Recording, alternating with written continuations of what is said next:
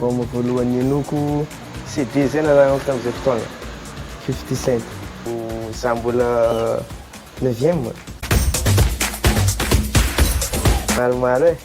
Le mandeha amin'ny tanàna tamin'ny fotoagna ndregny. Tifa wala 25 les jeunes génération raika tamin'regny mamboky amin'ny tanàna tsy maintsy mahay par cœur ho azy antegna. Onyx, Tengy, Saiyan Super Crew. Tava mandrivorivo anazy tamin'ny andro ny Selena Gomez regny. Reveko mahita anjare le alera angataoko surprise aminare. Zalanga maka hip-hop. Farsy tsara maso tonga dia manampy betsika amin'ireny Prison Break.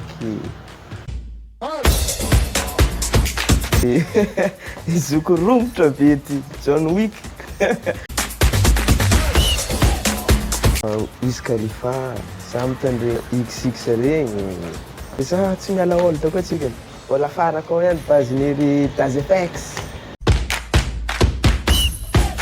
Le Facebook fa Instagram efa misy ary efa manomboka efa agny agny koa tsika tsy ho ela.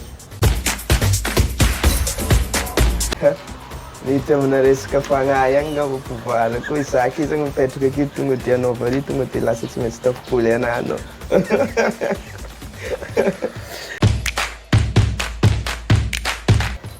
Misy. Za tsy dia mahay misafidy hoe basket be karakory fa za maka mbo hoe LeBron James.